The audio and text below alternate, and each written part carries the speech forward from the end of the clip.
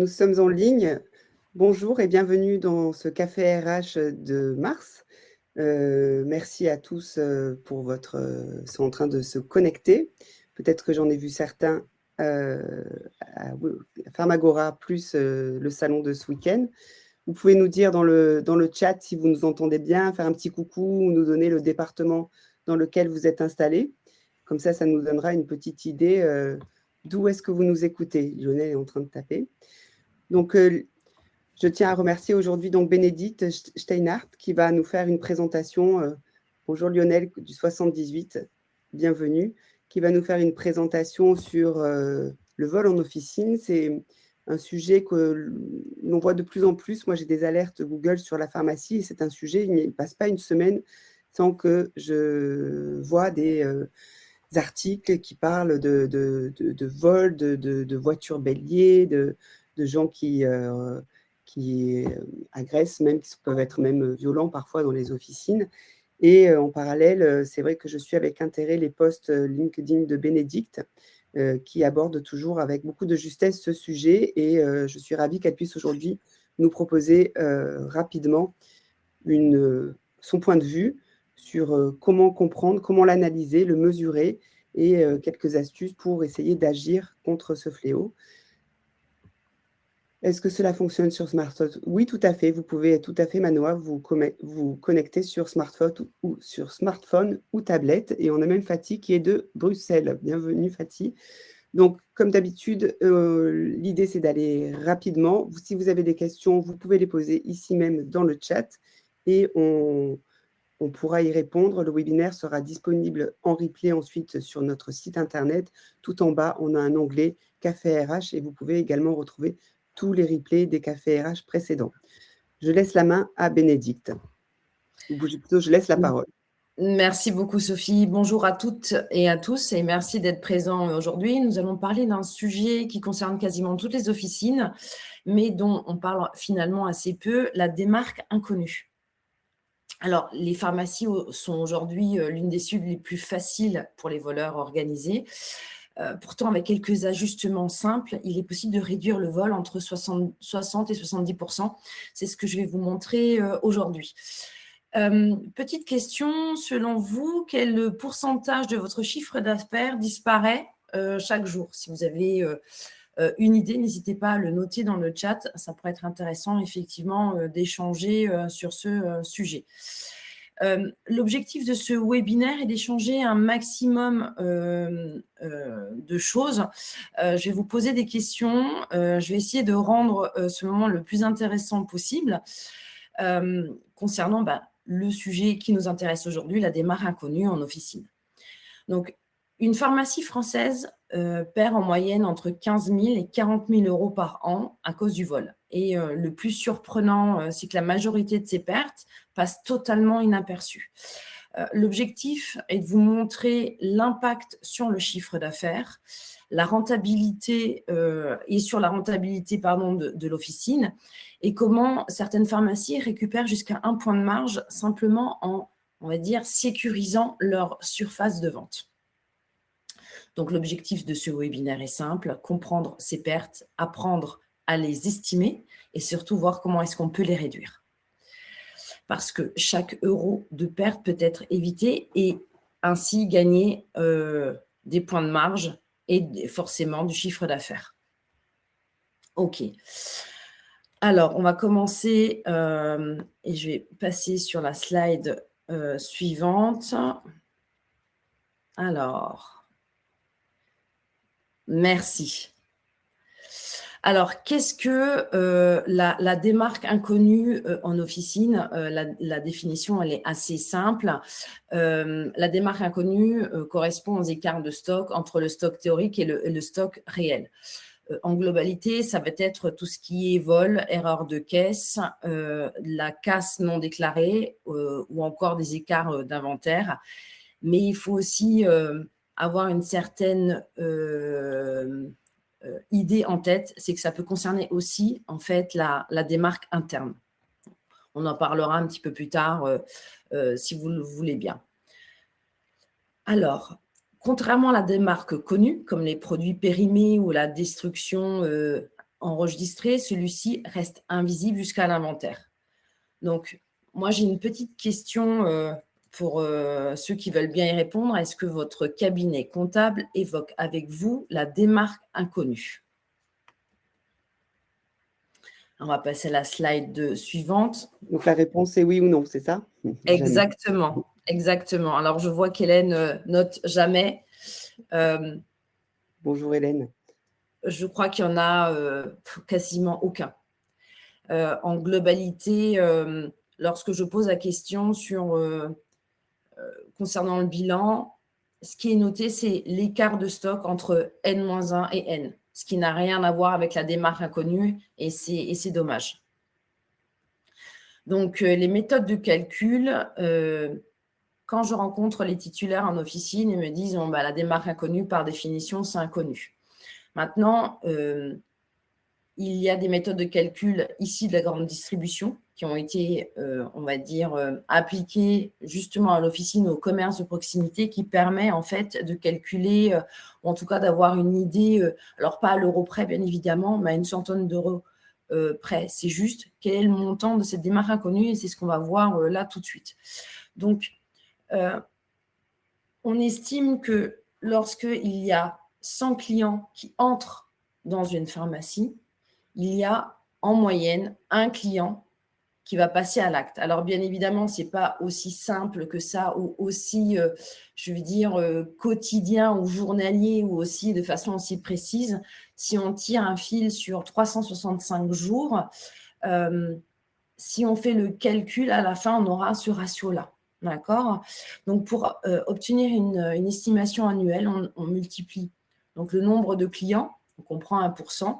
Donc, pour 100 clients, c'est 1, 200, 2, etc. On va le multiplier par le panier moyen hors ordonnance et par le nombre de jours d'ouverture.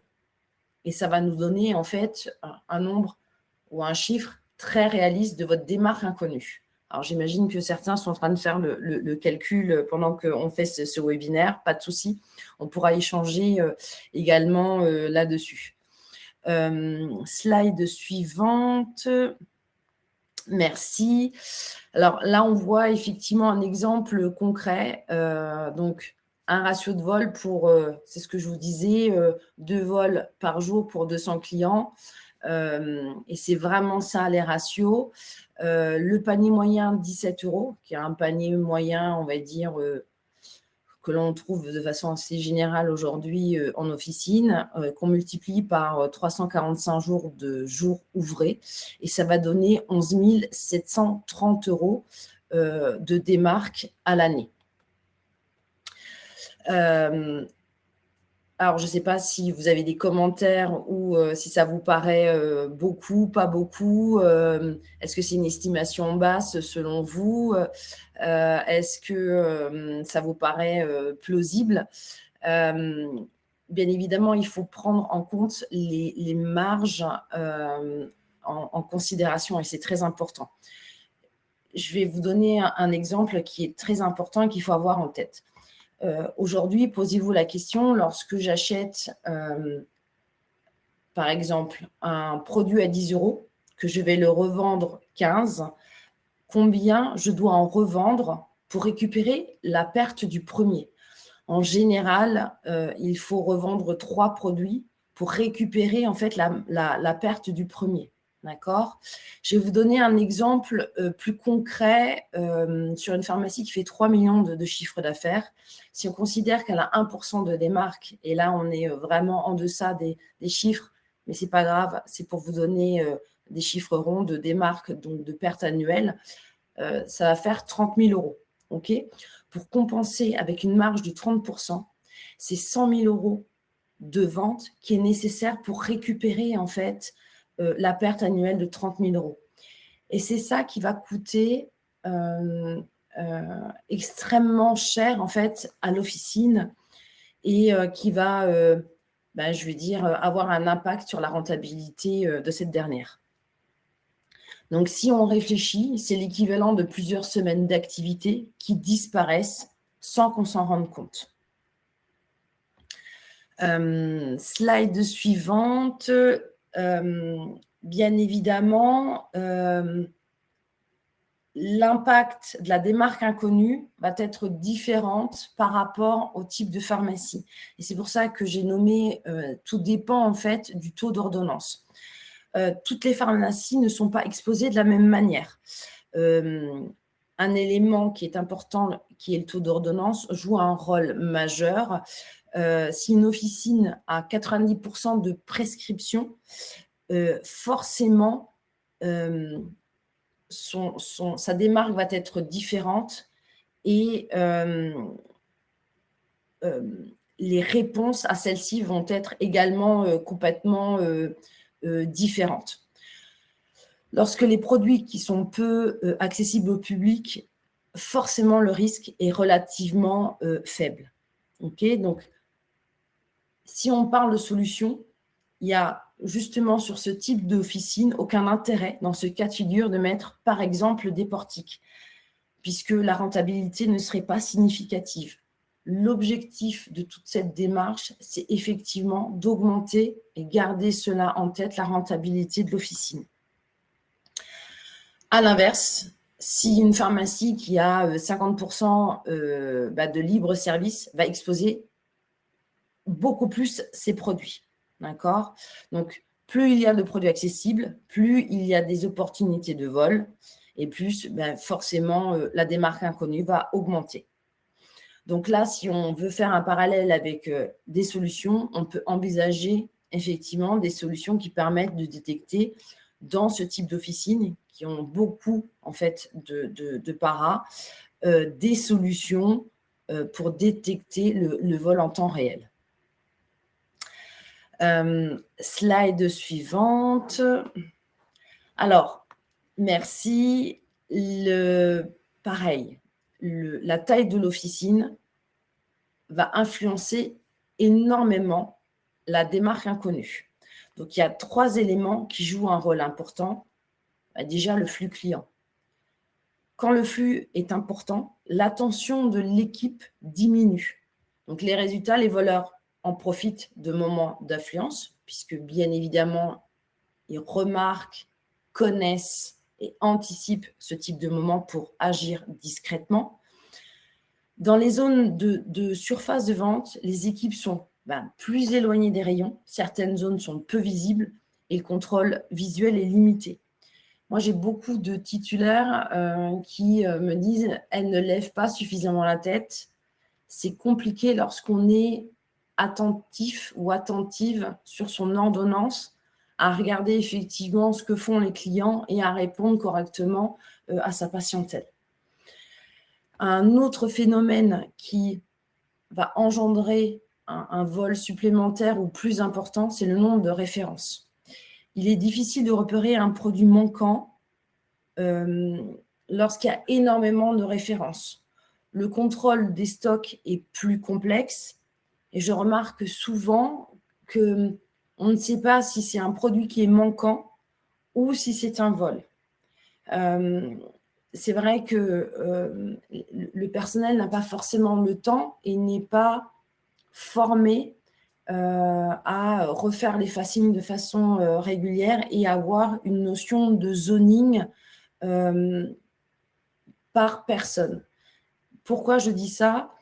Les gens qui sont issus de la grande distribution et notamment pour des magasins de type Sephora, ils ont très rapidement une formation sur le zoning qui va permettre d'avoir une attention plus importante effectivement sur un certain périmètre pour garantir que le stock soit au bon endroit, au bon moment et si ce n'est pas le cas, de pouvoir repérer rapidement des incohérences. Donc, c'est ce que je vous disais, plus la surface est grande et plus il y a des zones aveugles. Et ça, c'est une grosse problématique. La bonne nouvelle par rapport à ça, c'est que ces facteurs peuvent être maîtrisés avec une stratégie qui sera adaptée à chaque officine. C'est ce que je vous disais. Chaque officine est différente en fonction de la zone géographique, en fonction de son taux d'ordonnance, mais aussi en fonction en fait de la façon dont elle va être gérée. Je veux dire, chaque personne où chaque titulaire va avoir une stratégie qui va être un petit peu différente. Et en fonction de ça, il est important effectivement de venir s'adapter pour réduire cette démarque inconnue. Alors, c'est pareil, j'imagine que vous avez certainement toutes et tous de la vidéo, mais absolument pas le temps de visionner vos caméras. Alors, c'est pareil, si vous voulez faire un retour dans le chat, ce serait intéressant parce que malheureusement, la vidéo est un outil, mais comme tous les titulaires, vous avez la tête dans le guidon, vous n'avez absolument pas que ça à faire. Et souvent, la vidéo va servir une fois qu'on aura constaté une problématique particulière. Alors, est-ce que oui ou non, ils sont équipés de vidéosurveillance? Oui, tout à fait. Est-ce que oui et non? Et est-ce que la question que je pose de façon quasiment systématique, est-ce que vous avez le temps de la regarder?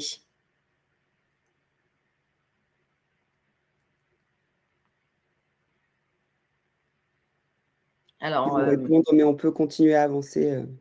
Ok, pas de souci. Justement, par rapport à la vidéo, je fais un petit point de suite. Il existe aujourd'hui des paramétrages qui vous permettent de détecter des personnes qui vont rester sur certaines zones pendant un certain nombre de minutes. Moi, c'est ce que j'explique aux titulaires, que ça soit dans un cas ou dans l'autre, c'est-à-dire soit en fait les personnes ont besoin d'un conseil et c'est pour ça qu'elles vont rester devant un rayon, ou malheureusement, ce sont des personnes qui souhaitent dérober un produit et qui vont regarder à droite et à gauche s'il y a quelqu'un qui sont en capacité de les voir ou de regarder le positionnement des caméras. Donc, lorsqu'une personne reste comme ça sur une zone, il est possible aujourd'hui d'activer une fonction qu'on appelle maraudage, qui permet, dans un cas ou dans l'autre, soit d'envoyer en fait une alerte, soit de automatiquement sur un écran mettre en fait cette zone-là sur l'écran. Et c'est très intéressant puisque ça permet, dans un cas ou dans l'autre, d'aller voir la personne. Si elle a besoin d'un conseil, c'est très bien, on va pouvoir la renseigner. Et si une personne aurait l'indélicate idée de passer à l'acte, ça va permettre également en fait de certainement la dissuader. Bénédicte, Oui. on a eu des retours sur les vidéos. Tout le monde n'est pas équipé de vidéos. Certains sont équipés avec IA, mais malheureusement, il y a un temps de latence ou, dans tous les cas, c'est pour constater le vol a posteriori. Donc, est-ce qu'aujourd'hui, l'usage de la vidéo, c'est plus un usage de dissuasion qu'un véritable outil en direct? Alors justement, il faut aujourd'hui paramétrer la vidéo pour permettre en fait d'avoir des informations en instantané. Je vais donner l'exemple, par exemple, de l'ortho qui est souvent, on va dire, dans un coin où il y a peu de visibilité, en tout cas, de la part, enfin, lorsqu'on est au comptoir. Et même souvent, elle est vraiment en fait dans un coin qui est absolument pas visible. Vous avez la possibilité, par exemple, de mettre du franchissement de ligne. Lorsqu'il y a une personne qui va rentrer dans la zone ortho, on va recevoir soit un push, soit pareil, on va voir automatiquement en fait une image à un endroit où on est sûr qu'il y ait toujours en fait du personnel pour permettre à quelqu'un d'y aller. Alors c'est pareil, ça va deux choses, soit on va partir sur du conseil, soit ça va éviter effectivement ou dissuader la personne de voler. Du coup, on est déjà dans les solutions. Est-ce que je suis sur la bonne slide là où on avance ou on reste là-dessus sur On le va constat? rester là-dessus. C'est une petite aparté, mais ça permet effectivement aux personnes de mettre des choses en parallèle. Alors, pourquoi la patiente, elle, essaye-t-elle de voler et d'abord, qui est-elle? Dans la majorité des cas, 80% des personnes qui vont passer à l'acte, alors je suis désolée, parce que la profession en pharmacie est plutôt féminine, mais 80% des gens qui volent en pharmacie, ce sont des femmes. et ce sont des patientes de l'officine. Donc ça, il faut vraiment en avoir conscience. Ce ne sont pas des chiffres, effectivement, qui sont inventés. On va les retrouver dans le quotidien du pharmacien, on va les retrouver également dans le moniteur. Pour avoir travaillé moi-même en parapharmacie, moi j'étais extrêmement étonnée que les personnes qui arrivaient dans mon bureau, dans effectivement 80% des cas, c'était des clientes et des bonnes clientes.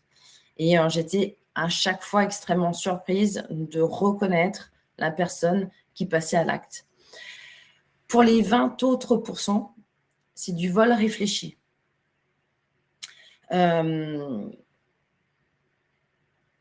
Le vol réfléchi va correspondre en fait à ce que l'on peut appeler des commandes. C'est-à-dire qu'une personne va demander à quelqu'un d'autre de voler des produits et c'est souvent pour de la revente. Cette problématique de vol réfléchi, attention, elle fait beaucoup plus mal que du vol, on va dire, par opportunité. Ce sont souvent en fait des quantités beaucoup plus importantes et c'est souvent là où on va revenir en arrière au niveau de la vidéo parce qu'on va vider un rayon, on va remplir un sac et c'est effectivement avec la vidéo que certains titulaires se rendent compte du stratagème mis en place. Et c'est souvent là où la vidéo va servir, en tout cas pour certains titulaires.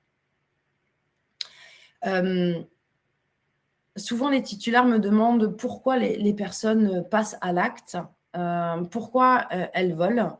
Il y a des questions qui ont été posées effectivement aux personnes qui ont dérobé des produits. Et les réponses, elles sont assez folles. Elles disent qu'elles achètent suffisamment souvent pour pouvoir se faire leur propre remise. Le temps d'attente est parfois trop élevé en pharmacie. Donc, c'est pour ça qu'elles prennent le produit et partent. Certaines ont, ou certains, en fait, tout simplement juste 20 € pour acheter ce dont elles avaient besoin. Quand elles arrivent en officine, elles voient un produit. Alors, je vais donner l'exemple du rouge à lèvres qu'elles trouvent extrêmement beau.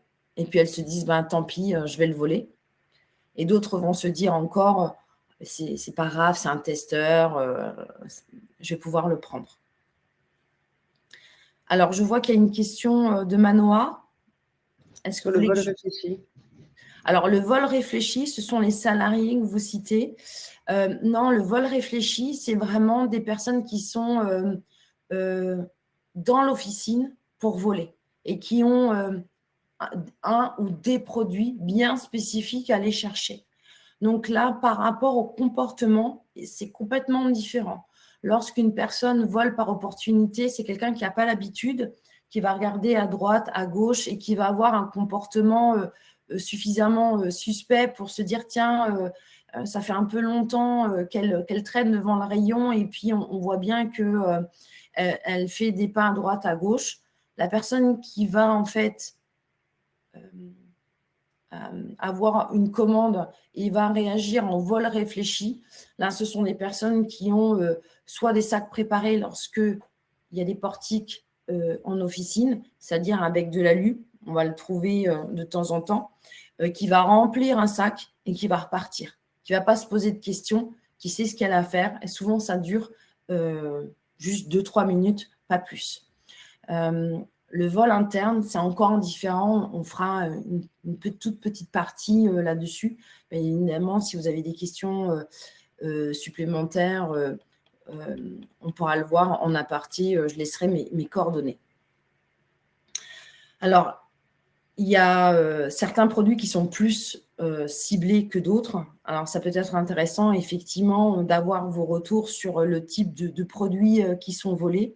Je vais vous donner, on va dire, les produits les plus importants. Ça va être forcément la dermocosmétique, les cosmétiques premium, des produits de petite taille, de forte valeur et faciles à dissimuler. Il y a des marques qui sont plus touchées que d'autres. La Roche-Posay, Aven, Vichy, Caudalie, bien évidemment Nux. Je sais qu'il y a certains titulaires qui me disaient « j'ai enlevé telle ou telle marque ». Je ne vais pas en citer forcément puisque ce ne serait pas sympathique pour les labos, parce que je me faisais plus voler certains produits que je n'en vendais.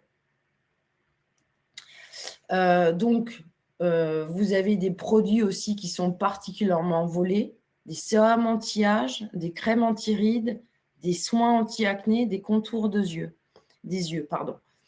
Pourquoi je vous donne effectivement et des marques et des produits?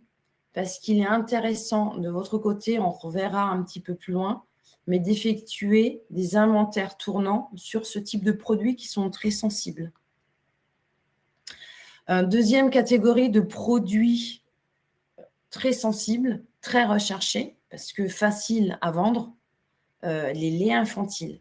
La problématique de ce type de produit, c'est également que les marges sont très faibles.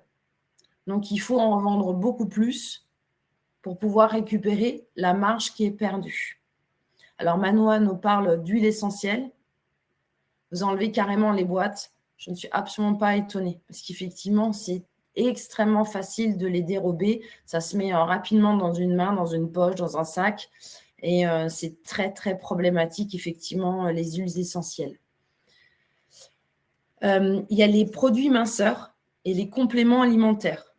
Là, effectivement, ce sont des produits qui sont extrêmement aussi volés. Tout ce qui est brûleur de graisse, complément pour cheveux, tout ce qui est gummies également et tout ce qui est détox avec les marques Enobiol, Arco Pharma, Forte Pharma. Ce sont des produits qui sont extrêmement, extrêmement volés.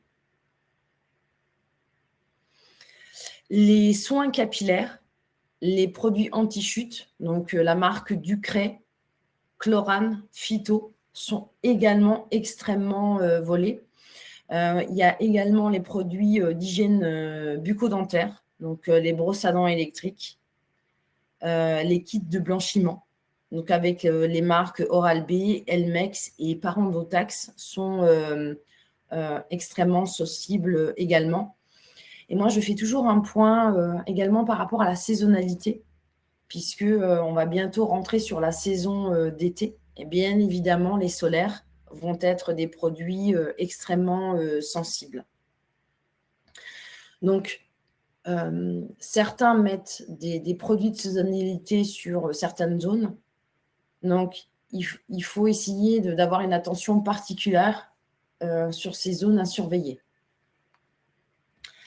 Alors, on va faire un point effectivement sur le vol interne. Je sais que c'est un sujet qui est extrêmement sensible. Certains titulaires, et moi je suis complètement OK avec ça, me disent je sais que ça peut arriver, mais ce n'est pas le moment. Je sais que ça peut arriver et je le traiterai, mais pas maintenant. Et je comprends aisément que parfois, malheureusement, ce n'est pas la priorité. Maintenant, c'est pareil, je vais vous donner des chiffres qui moi-même me surprennent à chaque fois que j'évoque ce sujet. 1 salarié sur 2 vole en officine. C'est colossal. OK. Il y a des éléments qui permettent de surveiller ou en tout cas de continuer à dormir tranquille. On peut mettre autant de mots que l'on veut. Lorsque je rencontre des titulaires d'officine, il y a toujours des points que je viens évoquer. On va voir ensemble certains de ces éléments. Est-ce que vous surveillez vos ventes échappées, supprimées, annulées par opérateur? Alors, pourquoi je pose cette question? Je vous donne un exemple concret. Je prends une boîte de Doliprane, en général 2,10 €. Si je demande à la personne au comptoir, est-ce qu'elle paye en espèces, qu'elle me répond oui, je vais prendre l'argent, je vais échapper la vente et lorsque le moment sera propice, je pourrai le mettre dans ma poche sans que personne ne s'en rende compte. C'est un des éléments où effectivement, c'est quelque chose, c'est une pratique malheureusement qui est, c'est pas courante, mais dont on me parle assez souvent. Pareil, il y a une pratique qui c'est toujours faite en pharmacie parce que, bien évidemment, on travaille avec des gens de confiance et heureusement. Mais dans beaucoup de pharmacies, le personnel s'auto-encaisse. La problématique de ça, c'est lorsqu'il y a des lots où il y a déjà en fait une remise. Souvent, la personne qui va s'auto-encaisser va rajouter sa remise au pourcentage de remise déjà existant. Et donc, du coup, forcément, on ne va pas surveiller, mais le taux de remise sera beaucoup plus important que ce qu'on pensait. Donc, par rapport à l'auto-encaissement, je pose systématiquement la question, est-ce que vous faites un suivi des achats du personnel? Alors, Lionel nous met qu'il faut s'équiper de cache-garde. Il y a quelques officines, effectivement, qui s'y mettent. Ça peut être une solution, effectivement, de ne pas manipuler de l'argent. C'est une des solutions, effectivement, ce serait intéressant d'avoir un retour, si possible, encore ce matin, sur quel est le retour entre avant et après le cache-garde. Un autre point concernant en fait la démarque inconnue en interne, avez-vous un suivi des régulations de stock sur les 3 derniers mois par rapport au taux de TVA? Souvent, ce sont des éléments qui ne sont pas suivis, mais lorsque les 3 questions que je vous ai posées, on fait un point sur ces éléments-là, parfois et malheureusement, on va retrouver les mêmes personnes. Alors, bien évidemment, ce n'est pas parce qu'ils font l'auto-encaissement, qu'ils font énormément de ventes échappées et qui régulent des stocks, forcément, ils volent, bien évidemment. Mais ça peut mettre certains points ou en tout cas conforter certains titulaires qui ont déjà des doutes. Alors, Fanny nous dit que le cache-garde est une tranquillité d'esprit qui ne doit pas empêcher la vigilance. Tout à fait d'accord. Le plus fréquemment, c'est le salarié qui n'enregistre pas la vente en espèces. Voilà, c'est exactement ça. Faire des contrôles aléatoires permet de temps en temps de continuer à garder l'esprit tranquille. Et donc, Lionel dit, quand vous installez un cache-garde et si vous avez du personnel qui vole en espèces, il y a beaucoup de chances que la personne démissionne. Exactement. Souvent, lorsqu'on installe en fait une solution, peu importe la solution pour lutter contre le vol en officine, vous avez étonnamment du personnel qui est vent debout contre la solution, disant c'est n'importe quoi, je ne comprends pas, etc. Et viennent à démissionner. Et bien plus tard, parfois malheureusement, j'ai le titulaire qui revient vers moi en me disant mais la personne a démissionné parce qu'elle volait. Alors, slide suivante. On voit effectivement sur cette slide la répartition des vols. Donc, on voit que le vol à l'étalage est très important, mais également les erreurs de caisse. Alors, c'est pareil. Moi, je suis toujours étonnée lorsque je pose la question à quelle fréquence les titulaires font les caisses. Est-ce qu'il y a toujours le même fond de caisse? Est-ce qu'on attribue un fond de caisse à une personne? La réponse est non. Lorsqu'une personne prend un fond de caisse, la compte, lorsqu'elle va en pause, sort en fait de la caisse, va compter. Alors, je sais que ce n'est pas toujours évident, mais en tout cas, l'idée, c'est de permettre à la personne d'être responsable de sa caisse. À partir du moment où elle va compter son fonds de caisse en arrivant et en partant, c'est marrant, il y a beaucoup moins d'erreurs. On voit également donc le vol interne qui va représenter 12%. Et puis, les dysfonctionnements divers, 8%, tout ce qui est erreurs de saisie diverses et variées. Donc, il existe plusieurs leviers pour réduire ces pertes. Alors, on va passer à la slide suivante. Effectivement, là, on reprend les éléments de la slide précédente. Le vol externe, et heureusement, est la cause principale. Les erreurs humaines, donc les mauvaises saisies. Le vol interne, on en a parlé. Et puis, les erreurs à la réception, puisqu'effectivement, on remarque en fonction que ça soit l'un ou l'autre, c'est pareil, je ne vais pas les nommer, il y a un peu plus d'erreurs. Évidemment, lorsque la réception elle est bien faite, vous êtes tous suffisamment alertes pour pouvoir retracer ces alertes et récupérer les produits manquants lors de la réception. Donc, je vous disais, heureusement, il y a plusieurs leviers pour réduire ces pertes. Les solutions, tout d'abord, immatérielles. Je dirais que l'une des premières choses, et parfois je me rends compte que lorsqu'on rentre dans une officine, ça va être l'agencement de l'officine. Certaines pharmacies ont effectivement, en fonction des groupements, des gondoles très très hautes, des zones qui sont cachées. L'objectif en tête, il faut avoir effectivement le moins de zones invisibles et de rapprocher les produits les plus sensibles par rapport au comptoir. Plus ils vont être loin et plus effectivement ça va susciter en fait le vol. D'autres éléments qui sont importants pour lutter contre la démarque inconnue, ça va être les inventaires tournants. Faire le suivi des marques sensibles, des produits sensibles, c'est dommage, mais ce n'est pas suffisamment fait. Une répartition des équipes sur des zones de vente afin de comprendre pourquoi il y a un trou sur un rayon. Est-ce que c'est une rupture de stock ou c'est un vol? Et habituer et former les équipes à effectivement chercher pourquoi tel produit. Alors bien évidemment, souvent ce sont des produits chers où est-ce qu'il va y avoir une attention plus importante.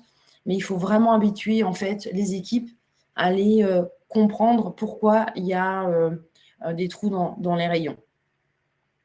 Le deuxième levier qui concerne la lutte contre la démarque inconnue va être des dispositifs, des solutions anti-vol.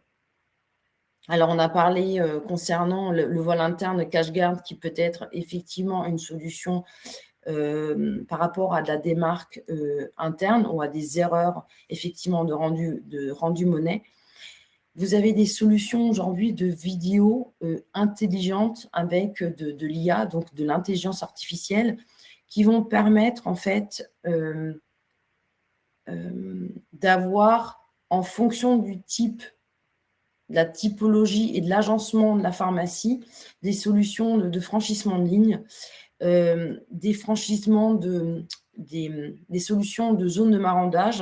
Donc, c'est ce que je vous disais, lorsque la personne est trop longtemps sur une zone d'alerte, il y a un push qui est envoyé et qui va permettre effectivement d'avoir une attention un peu plus importante. Alors, on n'avait pas passé la slide suivante, Sophie, si vous voulez bien. Là, on voit effectivement sur la photo les facteurs aggravants, c'est ce que je vous disais, les zones qui sont reculées et zones reculées avec petit format, forcément, le vol va être plus important. Alors, c'est ce que je vous disais juste un petit peu avant. La formation des équipes, elle est extrêmement importante et souvent, lorsque j'échange avec les préparatrices, il y a différents types de comportements et c'est là où je pense qu'il faut avoir peut-être une répartition des équipes qui va aller avec le profil de la personne. C'est-à-dire que moi, j'ai des personnes qui vont me dire Moi, le vol, ça m'angoisse énormément. Et si je vois quelqu'un voler, je ne dirai rien. Ce qui fait que ces personnes-là, il n'y a aucun intérêt à les mettre sur certaines zones. Par contre, le fait de pouvoir identifier des personnes qui sont plutôt à l'aise pour intercepter une personne qui va voler, ce serait intéressant effectivement de l'identifier sur le planning afin de pouvoir, à ce qu'elle serve de référence. Slide suivante. Juste, Bénédicte, on a 2 retours quand même sur la télésurveillance avec IA. On a le retour précédent, là, je remonte un petit peu, de Fatih, qui nous dit que la télésurveillance avec IA, c'est bien, mais malheureusement, il y a un temps de latence. Donc, ça veut dire que peut-être ce temps de latence laisse l'opportunité aux voleurs potentiels d'agir en toute impunité. Et Manoa qui remonte que la télésurveillance avec IA, c'est quand même un très gros investissement. Alors, je vais reprendre le premier point, le temps de latence. Alors, il faut voir effectivement, c'est une autre problématique. Est-ce que il y a un problème de débit? Bien évidemment, il peut être réduit ce temps de latence pour différentes choses. Et c'est pareil, c'est soit du paramétrage, et il faut voir directement avec la personne qui a installé en fait la vidéo, soit il faut installer en complément en fait une box dédiée à la vidéosurveillance. Tout dépend en fait de la problématique. Encore une fois, il faut faire un audit pour être sûr que ce temps de latence, est-ce qu'il vient de la vidéo? Et c'est possible. Oui, il peut venir effectivement du débit Internet. Il faut voir comment est-ce qu'il a été branché. Bénédicte, un petit rappel sur le délai. Il nous reste quelques minutes, donc Oui. on va balayer les points sur les actions qui permettent de réduire la démarque. Alors, je donnais effectivement un point sur la vidéo, les zones de marandage. On peut mettre également des solutions complémentaires. J'imagine que vous avez été nombreux à avoir été démarchés, par exemple, par Vision. Aujourd'hui, ça peut être une solution. Des marques de vidéos comme Dawa ont mis également des logiciels qui permettent de détecter le vol en temps réel. C'est-à-dire que tous les gestes suspects, je prends un produit, je le mets dans le sac, je le mets dans un casque, je le mets dans la poche, je le mets dans une poussette, on va recevoir une alerte. Alors, bien évidemment, ce ne sont pas des solutions miracles. Et encore une fois, ces solutions-là, il faut l'adapter au type d'officine, au type de titulaire, hein, parce que c'est ce que j'explique. Il faut être suffisamment à l'aise avec le vol pour pouvoir en fait prendre son téléphone portable, avoir la séquence où la personne a volé un produit, l'interpeller et lui dire Madame, est-ce qu'il est possible, est-ce que vous me suiviez? J'ai des images où effectivement vous avez dérobé un produit. Encore une fois, c'est important que ce soit le titulaire ou le personnel d'être suffisamment formé pour avoir les bons mots et la bonne attitude. Et ça, c'est extrêmement important parce que les collaborateurs jouent un rôle clé dans la prévention. Et c'est ce que je disais, qui intervient sur la surface de vente? Est-ce que c'est X ou Y? Est-ce que X ou Y est suffisamment à l'aise avec ça? Comment réagir pour prévenir que la personne a dérobé un produit? Que dire à la personne qui est volée? Il faut faire un suivi, il faut faire une formation pour ça. C'est extrêmement important. Il y a également d'autres dispositifs, des portiques qui peuvent effectivement exister. J'ai beaucoup de titulaires qui me disent « Oui, mais ça sonne tout le temps ». C'est pareil, il faut utiliser le bon type de portique. Souvent, quand j'arrive dans l'officine, ce n'est pas le bon portique qui est utilisé. Il y a 2 types de portiques, radiofréquence, acoustomagnétique. Quand ça sonne tout le temps, souvent, c'est de la radiofréquence. Ils n'ont pas non plus conscience que les portiques, ce sont des produits qu'il faut être révisés chaque année. Il peut être révisé à distance. Il y a énormément en fait de solutions. On a parlé de la formation de l'équipe, faire des inventaires réguliers, et faire surtout le suivi des inventaires. C'est-à-dire, est-ce qu'il y a un produit, est-ce qu'il y a une marque qui, mois après mois, subit plus le vol? Est-ce que cette tendance a tendance à augmenter le vol sur un produit, ou est-ce que ça va rester stable, ou le fait de l'avoir peut-être positionné à un endroit différent a baissé cette des marques inconnues. Slide suivante. Alors, ce qu'il faut retenir et ce qui va être le plus important effectivement dans ce point sur la lutte contre la démarque inconnue, et je vais répondre effectivement à Manoa qui dit, et ça peut être effectivement à juste titre, que la télésurveillance avec IA est un gros investissement. L'objectif de la démarque inconnue, la première chose à faire est de connaître le montant de sa démarque inconnue. Ensuite, il faut mettre des solutions qui vous permettent à ce que si ces solutions vont vous faire gagner de l'argent. En général, je dis bien en général, une officine moyenne va perdre tous les mois 2 000 euros. D'accord ? Vous avez deux types, en fait, de façons de investir, ou en tout cas de payer vos solutions de démarque inconnue. Vous avez effectivement l'achat, et ça peut être une solution, et c'est OK avec ça, il n'y a pas de problème. Mais vous avez, et je sais que certains sont complètement contre, le leasing. L'avantage de l'un ou de l'autre sont différents. Si on prend par exemple le leasing, ça vous permet d'avoir une rentabilité immédiate. Et l'un des éléments qu'il faut aujourd'hui prendre en compte, c'est que lorsqu'on positionne de la vidéo dans son officine, il y a un point extrêmement important qu'il faut prendre en compte et qui va exploser dans ces prochaines années et qui prend une part phénoménale, et les cyberattaques. Tous les éléments qui sont connectés à Internet est un point d'entrée pour être attaqué, et la vidéosurveillance en fait partie. Aujourd'hui, les marques les plus connues comme Dawa ou Ashika faisaient jusqu'à il y a 3-4 ans des mises à jour tous les 1 an et demi à peu près. D'accord ? Aujourd'hui, ces mêmes marques font des mises à jour tous les 3-4 mois. Lorsque vous êtes en solution leasing, ça permet à votre intervenant, à votre société, de faire ces mises à jour qui sont aujourd'hui extrêmement importantes. OK ?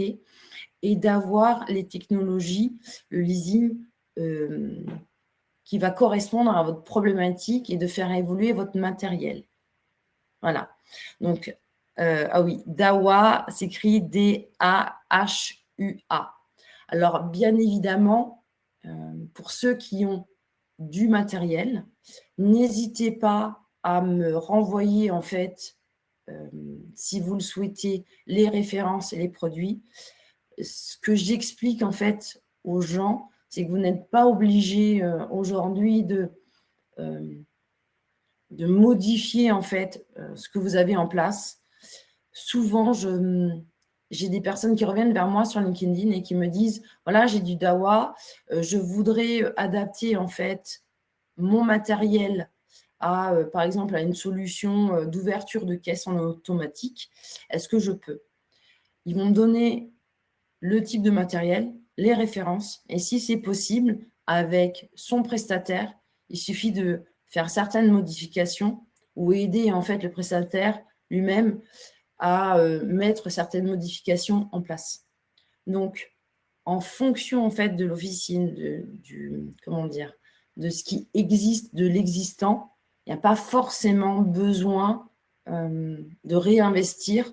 Parfois, il faut modifier ou adapter, en fait, le matériel à son officine. Voilà.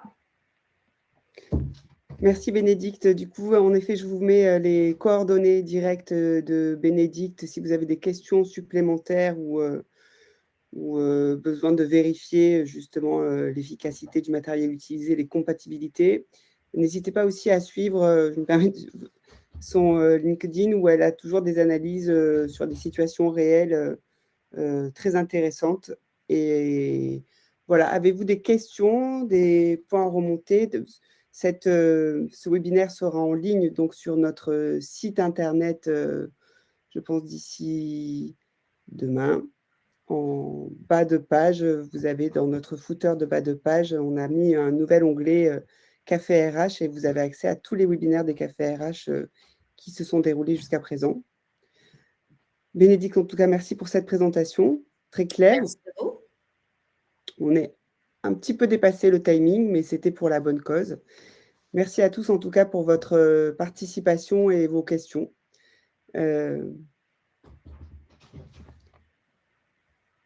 Voilà, si vous avez une dernière question à poser, c'est maintenant. Mais là, je vois que tout le monde est en train de dire merci. Donc, je vous souhaite à toutes et à tous une très bonne journée, un très bon mardi. Je suis à Paris et on a un peu de ciel bleu aujourd'hui. Ça fait plaisir.